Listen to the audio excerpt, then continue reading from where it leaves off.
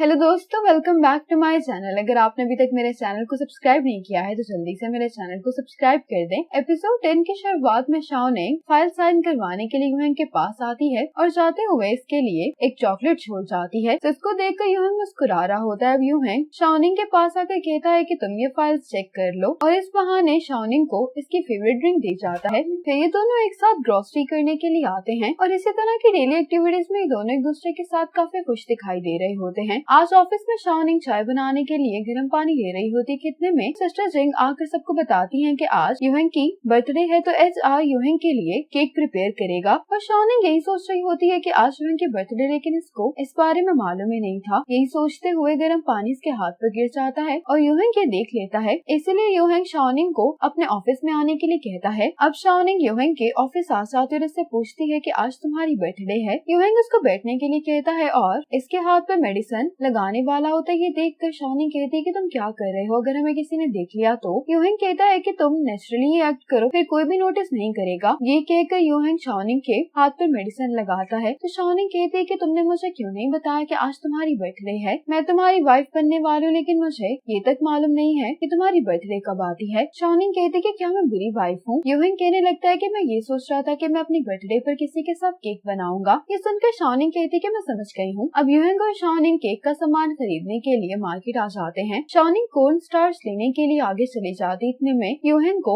सॉफेंग की कॉल आती है। सॉफेंग पूछता है कि क्या आज आपके कोई प्लान्स तो नहीं है। तो यूहंग कहता है कि मैं घर पर हूँ। सॉफेंग कहता है कि हम आपके घर के करीब वाली सुपरमार्केट में हैं। कॉल पर बात करते हुए ही सॉफेंग यूहंग को यहाँ पर देख लेता है। यूहंग अपने सभी कोलीग्स को यहाँ पर देखकर काफी हैरान होता है। सॉफेंग कहने लगता है कि अगर हम नहीं आते तो तुम शॉपिंग करने के बाद अकेले अपनी बर्थडे सेलिब्रेट करने वाले थे ना। सॉफेंग कहता है कि आज आपकी बर्थडे तो हम हॉट पॉट खाते हैं। यूहंग कहता है कि अच्छा आइडिया है, यहाँ करीब में एक बहुत अच्छा रेस्टोरेंट है। लेकिन सॉफेंग कहता है कि हम आपके घर पर बर्थडे सेलिब्रेट करना चाहते हैं। यूहंग इन्हें रेस्टोरेंट जाने के लिए ही फोर्स कर रहा होता तो सॉफेंग कहता है कि सभी कोलीग्स के साथ क्लोज होने का ये बहुत अच्छा मौका है। ये सुनकर यूहंग को इसकी बात माननी पड़ती है। शाओनिंग यूहंग से कुछ कहने वाली होती, लेकिन जैसे ये इन सबको देखती है तो छुप जाती है। सॉफेंग कहते हैं कि मैंने अभी शाओनिंग की आवाज सुनी है। तो यूहंग कहते हैं कि तुम कैसी बातें कर रहे हो, वो यहाँ पर नहीं है। ये सब देखकर शाओनिंग यूहंग को मैसेज करती है कि मैं घर पर जाकर सारी सिचुएशन हैंडल करती हूँ। अब शाओनिंग फौरन से घर पहुंचकर अपना सारा सामान उठाने लगती है कि कहीं इनके कोलीग्स को शक न हो जाए। दूसरी तरफ यूहंग सुपरमार्केट में गैर जरूरी सामान खरीदने में वक्त जाया कर रहा होता है। अब ली शियांग शाओनिंग को कॉल करके कहता है कि हम सब लोग यूहंग की बर्थडे सेलिब्रेट करने के लिए उसके घर पर जा रहे हैं। शाओनिंग कहती है कि तुम लोग कब तक पहुँचोगे। ली शियांग कहता है कि 10 मिनट में। शाओनिंग कहती है कि मैं भी पहुँच जाऊंगी। अभी 10 मिनट का टाइमर लगाकर सामान उठाने लगती है। घर के करीब पहुंचकर भी यूहंग इनको जानबूझकर अपने घर का एरिया दिखा रहा होता ताकि शाओनिंग को थोड़ा वक्त मिल सके। शाओनिंग सारा सामान साइड पर करने के बाद घर से निकलने वाली होती है कि इसको दरवाजा खुलने की आवाज सुनाई देती तो ये कमरे में छुप जाती है। यूहंग अपने सारे कोलीग्स को लेकर घर के अंदर आ जाता है। सॉफेंग जो बाथरूम में आकर अपने हाथ धो रहा होता है तो इसको शाओनिंग का बाल दिखाई देता है। शाओनिंग यूहंग को मैसेज करके बता देती है कि मैं रूम में हूँ तो बाद में तुम कवर कर लेना। सॉफेंग बाहर आकर यूहंग से कहता है कि आपकी गर्लफ्रेंड है। यूहंग कहता है कि तुम क्यों कह रहे हो। सॉफेंग कहता है कि बाथरूम में मुझे एक बाल दिखाई दिया जो कि आपका तो नहीं हो सकता। ये सब सुनकर सिस्टर जिंग कहने लगती है कि तुम्हें क्या लगता है कि सब लोग तुम्हारी तरह सिंगल हैं? अगर यूहंग की गर्लफ्रेंड है भी तो ये एक नॉर्मल बात है। ये सुनकर इसके दूसरे कोलीग्स भी हंसने लगते हैं। अब शाओनिंग को यहाँ से निकालने के लिए यूहंग इन सबसे कहता है कि हम लोग टेरेस पर जाकर बारबेक्यू खाते हैं। अब इसके कोलीग्स सब टेरेस पर जा रहे होते हैं तो यूहंग इनसे कहने लगता है कि मैं अपने कपड़े चेंज करके आता हूँ। यूहंग रूम में आता है तो शाओनिंग यहाँ पर इसको दिखाई नहीं दे रही होती। शाओनिंग आवाजें सुनकर वार्डरोब के अंदर ही छुप गई होती है। यूहंग जब शर्ट निकालने के लिए अपने वार्डरोब खोलता है तो इसको यहाँ पर शाओनिंग दिखाई देती है। ये शाओनिंग से कहता है कि सब लोग टेरेस में जा चुके हैं तो तुम बाहर आ सकती हो। शाओनिंग कहती है कि इतनी देर यहाँ पर ऐसे बैठने की वजह से मेरी टांगे फ्रीज हो गई हैं। यूहंग कहता है कि मैं मसाज कर देता हूँ। शाओनिंग कहती है कि इसकी जरूरत नहीं है। इतने में यहाँ पर सॉफेंग आ जाता है। यूहंग कहता है कि तुम यहाँ पर क्या करे। तो सॉफेंग कहता है कि मैं ये कहने के लिए आया था कि शाओनिंग 10 मिनट में यहाँ पर पहुँचने वाली है। तो यूहंग कहता है कि फिर हम नीचे चलकर उसका इंतजार करते हैं। ये सुनकर सॉफेंग यहाँ से चला जाता है। अब यूहंग जब दरवाजा बंद करने के लिए जाता है तो शाओनिंग यहाँ से निकल ही रही होती है। तो यूहंग से कहने लगती है कि तुम वापस क्यों आ गए। यूहंग शाओनिंग के पास आता और अपने कपड़े निकाल कर चला जाता है। शाओनिंग भी अब जल्दी से रूम से निकल कर बाहर की तरफ भागती है। सॉफेंग नीचे आ रहा होता है तो ये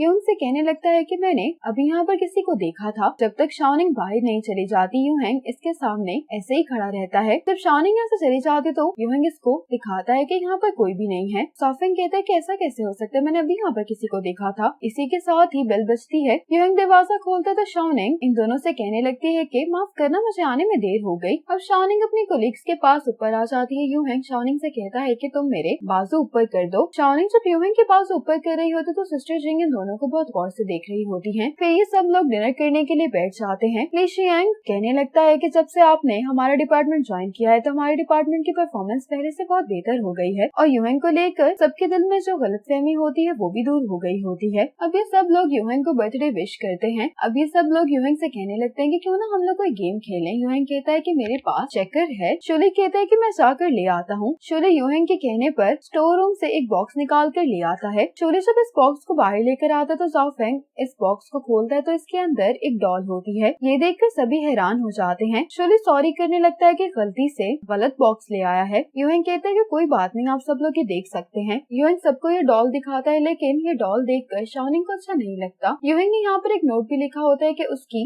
मुस्कुराहट मेरे लिए सूरज की किरण जैसी है। ये डॉल देखकर शाओनिंग को याद आता है कि यूहेंग ने इसको बताया था कि ये कॉलेज में किसी को पसंद करता था। जब शाओनिंग के कोलिग्स जा रहे होते हैं तो उसको वेई का मैसेज आता है जो कि इसको मिलने के लिए बुलाती है। शाओनिंग को वेई के पास आकर कहने लगती है कि मेरा भी एक्स है और उसे भी किसी पर क्रश हो सकता है, लेकिन ये दोनों सिचुएशन सेम नहीं है। एक ऐसा प्यार जो आपको कभी ना मिला हो वो बाद में ऑब्सेशन बन जाता है। हम दोनों के रिलेशनशिप को कई महीने बीत गए हैं लेकिन अभी तक उसके पास वो गिफ्ट है जो उसने अपनी क्रश के लिए बनाया था। इससे मालूम होता है कि वो लड़की यूहेंग के लिए बहुत अहम है। वे ये कहने लगती है कि तुम्हें यूहेंग से कुछ ज्यादा ही मोहब्बत हो गई है इसीलिए तुम अब जेलस हो रही हो। शाओनिंग कहती है कि आज तुम्हारे साथ कुछ मसला लग रहा है, तुम कब से अपने फोन को देखकर मुस्कुराए जा रही हो और मेरी बातें भी ध्यान से नहीं सुन रही। वे इसको बता देती है कि मेरा और चियो का पैचअप हो गया है। शाओनिंग ये सुनकर खुश होते पूछती कि ये कब हुआ। वे कहती है कि कुछ दिन पहले का दिखाया जाता है। चियो वे के घर पर आकर लाइट को ठीक कर देता है। वे इसको कहते कि तुम्हें आने की जरूरत नहीं थी, मैं सर्विस वाले को बुला सकती थी। तो चियो कहता है कि मुझे तुम्हारी फिक्र हो रही थी और वैसे भी इस टाइम सर्विस के लिए कोई भी नहीं आने वाला था। वे इसको थैंक्स करने के लिए डिनर की ऑफर करती है लेकिन चियो कहता है कि डॉम्स की लाइट बंद होने से पहले मैं वापस जाना चाहता हूँ क्योंकि मुझे शावर लेना है। ये सुनकर वे कहते हैं कि तुम यहाँ पर भी शावर ले सकते हो। चियो कहता है कि ऐसे अच्छा नहीं लगेगा, ये अपना सामान लेकर यहाँ से चला जाता है। वे ये देखती है कि चियो अपना आईडी कार्ड तो यहीं पर भूल गया है। अब वे